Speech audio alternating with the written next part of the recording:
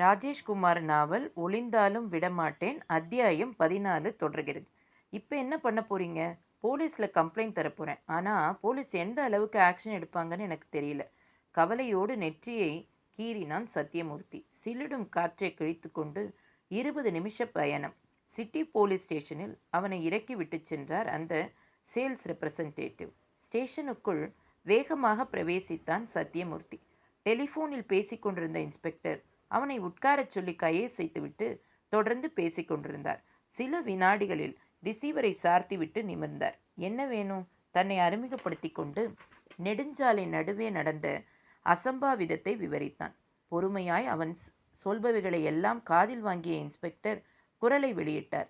எத்தனை பேர் வந்தாங்க? 5 பேர் இன்ஸ்பெக்டர். வந்தவங்க அமைச்சரோட ஆட்கள்னு எதை வச்சு சொல்றீங்க? அமைச்சரோட கார் டிரைவர் தர்மா தான் காரை ஓட்டிக்கிட்டு வந்தான். மற்ற ஆட்கள் என்னை மடக்கி பிடிச்சிட்டாங்க. அவன் தாமினி மேடத்தை கையை முறுக்கி காரில் தள்ளினான். என்னை ஓரமாக தள்ளிட்டு மேடத்தோட காரில் பறந்துட்டாங்க. என்ன சார்? என்ன கார்? அம்பாசிடர். அமைச்சர் டாட்டா சுமோ தானே வச்சிருக்கார். தெரியல இன்ஸ்பெக்டர். அவங்க வந்தது அம்பாசிடர் காரில் தான். என்ன கலர்? கருப்பு கலர்.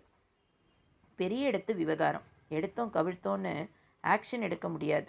தாமினி மேடத்தை வலுக்கட்டாயமாக கடத்திட்டு போயிருக்காங்க. அநேகமாக அமைச்சரோட கெஸ்ட் ஹவுஸுக்குத்தான் கடத்திட்டு போயிருப்பாங்க. நீங்கள் உடனே வந்து அவங்களை மீட்க உதவணும். காலம் கடந்த நடவடிக்கையால் எந்த பிரயோஜனமும் இல்லை. நடந்ததை எழுதித்தர நான் தயாராக இருக்கேன். எந்த கோர்ட்டில் வேணாலும் சொல்ல தயாராக இருக்கேன். அதெல்லாம் நீங்கள் செய்வீங்க. மேலதிகாரிக்கிட்ட அர்ச்சனை யார் வாங்கிக்கிறது? நான் தான் கடந்து மாட்டிக்கிட்டு சாவணும். ஒரு செகண்ட் இருங்க என அவரை உட்காரச் சொல்லிவிட்டு டெலிஃபோன் டயலை சுழற்றினார் இன்ஸ்பெக்டர். மறுமுனையில் ரிங் போனதும் பவ்யமான குரலில் பேசினார். நான் சர்க்கிள் இன்ஸ்பெக்டர் முத்துராமன் பேசுகிறேன்.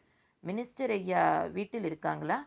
ஹோல்டிங் என்று பதில் வர இன்னும் பவ்யமாகி கொண்டார் இன்ஸ்பெக்டர். ஐயா, இங்கே ஒருத்தர் ஸ்டேஷன் வரைக்கும் வந்து சின்ன பிரச்சனை எழுப்பியிருக்கார். உங்களை பற்றி புகார் சொல்ல வந்திருக்கார். என்னைய பற்றியா? யாரது? நடிகை தாமினியோட மேனேஜர். என் மேலே என்ன புகார்? உங்கள் ஆட்கள் தாமினியை கொஞ்சம் நேரத்துக்கு முன்னாடி ஃபோர்ஸ் பண்ணி கடத்திட்டு போயிருக்காங்களாம்.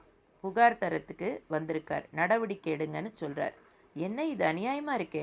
என்னோட ஆட்கள் தான் கடத்தியிருக்காங்கன்னு எதை வச்சு சொல்கிறார்? உங்கள் கார் டிரைவர் தர்மா சில ஆட்களோடு வந்து தாமினியை பலாத்காரமாக இழுத்துட்டு போனாராம். அடக்கடவுளே! தர்மா இதோ இங்கே தான் பக்கத்தில் இருந்து இருக்கான். அந்த பொண்ணு தாமினி தீர்மானம் பண்ணி என் மேலே ஏதாவது வகையில்